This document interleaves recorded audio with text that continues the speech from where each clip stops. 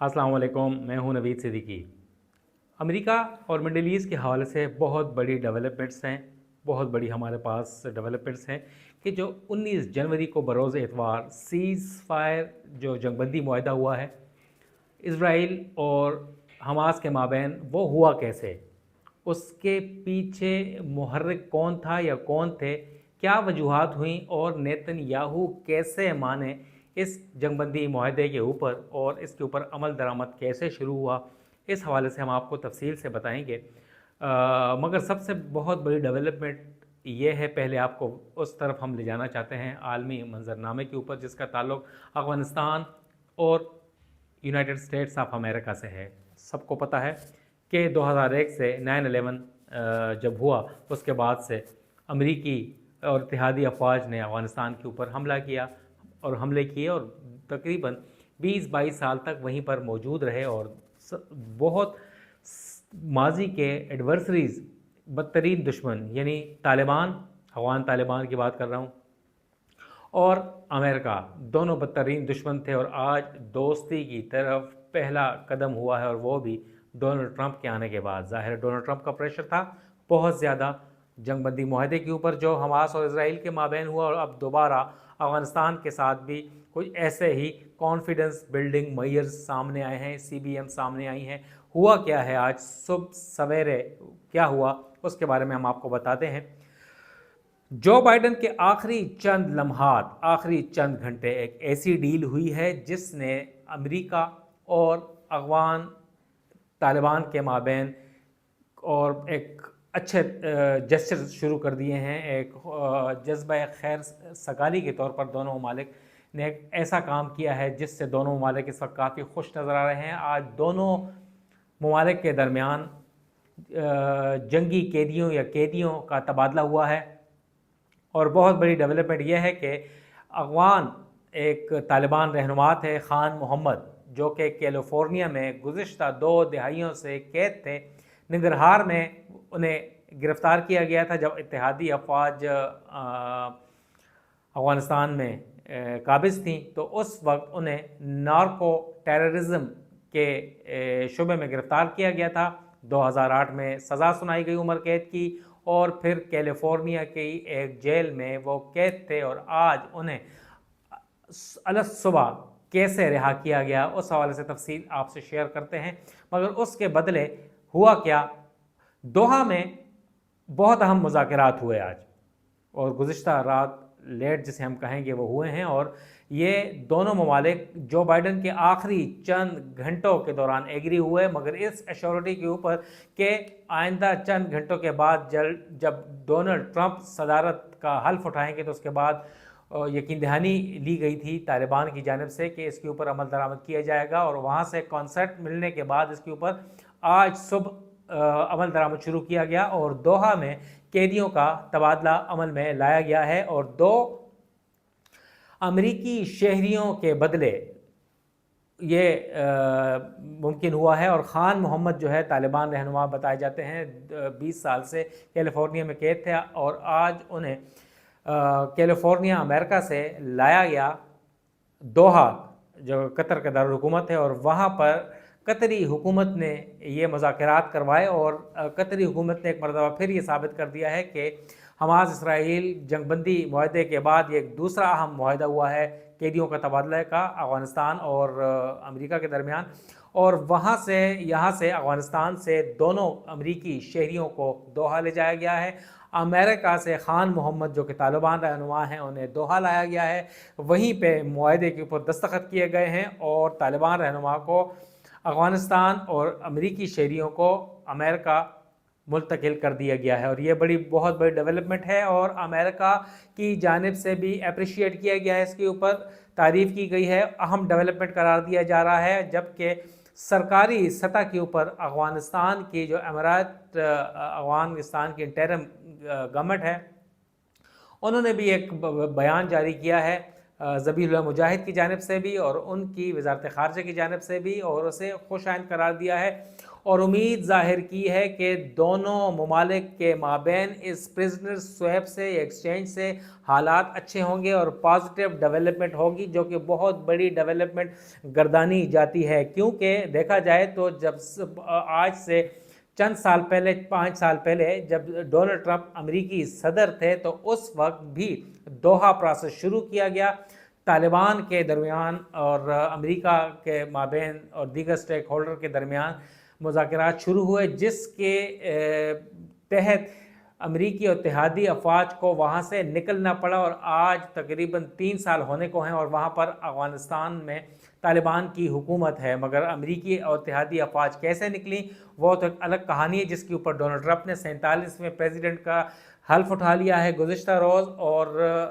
ان کا یہ کہنا ہے کہ اب جو اتحادی افواج بائیڈن کی حکومت میں جیسے نکلی وہ ایک ان سیریمونیس تھا، ایسا نہیں ہونا چاہیے تھا، اور بھونڈے انداز سے وہاں پہ اتحادی افواج نکلی، مگر وہاں پر جو اربوں ڈالر کا ملٹری سامان پڑا ہے، ساز و سامان، اسے ہم واپس لے کے آئیں گے، اور آنے والے دنوں میں مزید طالبان کے درمیان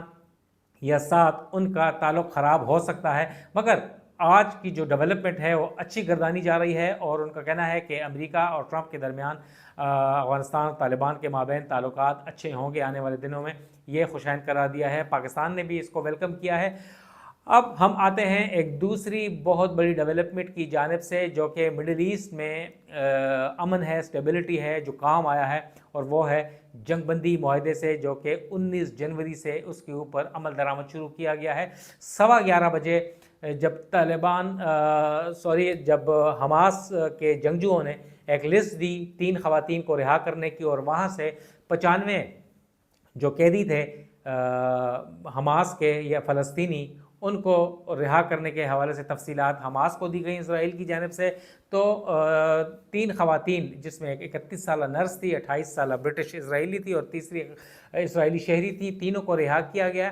انٹرنیشنل ریڈ کراس نے تینوں خواتین کو وہاں پر غزہ سے منتقل کیا اسرائیل، اور انہیں ریسیو کیا گیا، بہت ویلکم کیا گیا، اور ہیلی کاپٹر کے ذریعے انہیں پھر شفٹ کیا گیا، ان کے ہاسپٹل لے جایا گیا۔ مگر 19 جنوری کو جو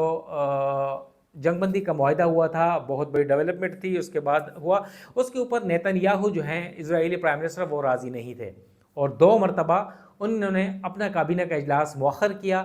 اور اس کے اوپر ووٹنگ نہ ہو سکی، سپورٹ نہ ہو سکی، اور انہوں نے آخری وقت تک غزہ کے اوپر بمباری جاری رکھی اسرائیلی ڈیفنس فورسز نے، اور اس سے ابھی تک بتایا جا رہا ہے کہ سیز فائر معاہدے کے باوجود بھی وہاں پر 2 درجن لوگ یا فلسطینی شہید ہو گئے، اور کل تو آپ کو پتہ ہے کہ 47-48 ہزار فلسطینی شہید ہو چکے ہیں۔ مگر یہ معاہدہ ہوا کیسے، جس کا کریڈٹ جو بائیڈن لے رہے ہیں، مگر دراصل اصل کریڈٹ جو جاتا ہے وہ ڈونلڈ ٹرمپ کو جاتا ہے، اور ڈونلڈ ٹرمپ نے صدارت کا جو انتخاب جیتنے کے بعد اعلان کیا تھا کہ اگر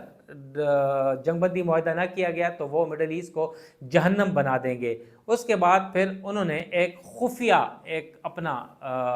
نمائندہ مقرر کیا، اور اس نے یہ معاملہ طے پایا۔ آخری وقت تک نیتن یاہو راضی نہیں تھے، جبکہ دوحہ میں مذاکرات جاری تھے ایجپٹ، امریکہ اور قطر کے مابین، مگر اس کے اوپر نیتن یاہو ریلیکٹنٹ تھے، اور وہ آخر وقت تک انکار کرتے رہے۔ مگر وہ راضی کیسے ہوئے، ان کی آرم ٹوسٹنگ کیسے ہوئی؟ ذرائع کے مطابق ڈونلڈ ٹرمپ نے اپنا ایک بہت قریب ترین ساتھی، جو کہ ایک ریل اسٹیٹ ٹائکون ہے، پراپرٹی ٹائکون ہے، اور بتایا جا رہا ہے کہ وہ ڈونلڈ ٹرمپ کے بہت قریب ترین ہیں، ان کا نام ہے اسٹیو وٹکوف۔ انہیں یہ ٹاسک سونپا گیا، انہوں نے کوششیں کی، مگر بالآخر ٹرمپ کو جب پتہ چلا کہ نیتن یاہو راضی نہیں ہو رہے، تو اسٹیو وٹکوف نے خصوصی طیارے کے ذریعے، وہ کبھی دوحہ میں ہوتے تھے تو کبھی اسرائیل میں، آخر میں 11 جنوری کو آخری لاسٹ ڈچ ایفرٹ کی گئی اسٹیو وٹکوف کی جانب سے، جو کہ اسپیشل خصوصی دوست ہیں، اسپیشل نمائندہ بھی ہیں مڈل ایسٹ کے لیے، اور پراپرٹی ٹائکون بھی ہیں، بلینئر ہیں۔ انہوں نے وہاں پر جا کر تل ابیب رکے، اور انہوں نے اسٹیو وٹکوف نے ملاقات کی خواہش ظاہر کی نیتن یاہو سے۔ ہفتے کا دن تھا، اور ہفتے کے دن وہ چھٹی پہ تھے. چھٹی پہ کیوں تھے؟ اور چھٹی پہ ان کا سبات کا ایک آپ کو پتہ ہے کہ ایک یہودی ایک عبادت کا دن ہوتا ہے، وہ اس دن کچھ نہیں کرتے، عبادت کرتے ہیں. مگر وٹکوف بضد تھے، مصر تھے کہ نیتن یاہو سے آج ہی ملاقات کرنی ہے. پروٹوکول کے خلاف ورزی کرتے ہوئے وٹکوف نے کہا کہ میں بغیر ملاقات کے نہیں جاؤں گا، اور وہاں سے انہوں نے ڈونلڈ ٹرمپ سے ٹیلی فون کے اوپر گفتگو بھی کی گئی. اور ڈونلڈ ٹرمپ کا کہنا تھا کہ نیتن یاہو سے ملاقات کیے بغیر دوحہ نہیں جانا وٹکوف نے. تو وٹکوف بضد رہے، جس کے بعد نیتن یاہو کو عبادت کے دوران بتایا گیا. انہوں نے کہا کہ انکار کرنے کے باوجود وہ نہیں مانے، جس کے بعد وہ نیتن یاہو مانے، ان سے ملاقات کی اور انہیں راضی کیا کہ جنگ بندی معاہدہ ہونا چاہیے ورنہ ٹھیک نہیں ہوگا. اور میٹنگ کے دوران ڈونلڈ ٹرمپ سے ملاقات فون پہ بات بھی کروائی گئی اور ایک اہم اور نمائندے سے بھی بات کروائی گئی، مگر اس کے اوپر ان کا نام ظاہر نہیں کیا گیا. جس کے بعد بتایا جا رہا ہے کہ جو اسٹیو وٹکوف تھے انہوں نے نیتن یاہو کی کوٹ ان کوٹ لکھا گیا تھا آرم ٹوسٹنگ کی گئی ہے، یعنی بازو مروڑا گیا ہے. جس کے بعد نیتن یاہو مانے تو دوسرے دن 11 جنوری کی میں بات کر رہا ہوں، 11 جنوری کے بعد پھر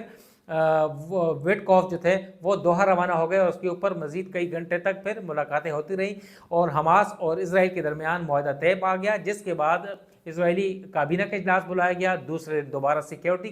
کیبنٹ کا اجلاس بلایا گیا، پھر اس کے بعد جنرل جو ان کی بڑی کیبنٹ تھی اس کا اجلاس بلایا گیا اور تمام کیبنٹس تمام فورم سے اس جنگ بندی معاہدے کی سپورٹ کی گئی. اور اندازہ کر سکتے ہیں کہ ڈونلڈ ٹرمپ نے اپنی انوگرل سپیچ میں بھی یہ کہا حلف اٹھانے کے بعد کہ یہ کریڈٹ مجھے جاتا ہے ڈونلڈ ٹرمپ کو کہ میں نے یہ مڈل ایسٹ کا معاملہ حل کروایا ہے اور اب میں جنگ بندی معاہدے کے اوپر عمل درآمد کرواؤں گا. مستقل جنگ بندی ہوگی اور امن ہوگا مڈل ایسٹ میں. نہ صرف امن ہوگا بلکہ اس کے علاوہ یوکرین میں بھی وہ امن کروائیں گے، کیونکہ ولادیمیر زیلنسکی جو کہ یوکرینی پریزیڈنٹ ہیں وہ راضی ہیں مگر پوتن راضی نہیں ہے جو روسی صدر ہیں. تو ان کا کہنا تھا کہ وہ اب امن کروائیں گے پوری دنیا میں اور مڈل ایسٹ کا بالخصوص انہوں نے کریڈٹ بھی لیا. اور جو بائیڈن اس وقت بیٹھے ہوئے تھے انہیں کرٹیسائز بھی کیا. لہٰذا یہ تھی کہانی کہ نیتن یاہو مانے کیسے. اس حوالے سے مزید آپ کو آگاہ کرتے رہیں گے. نوید صدیقی کو اجازت دیں، والسلام.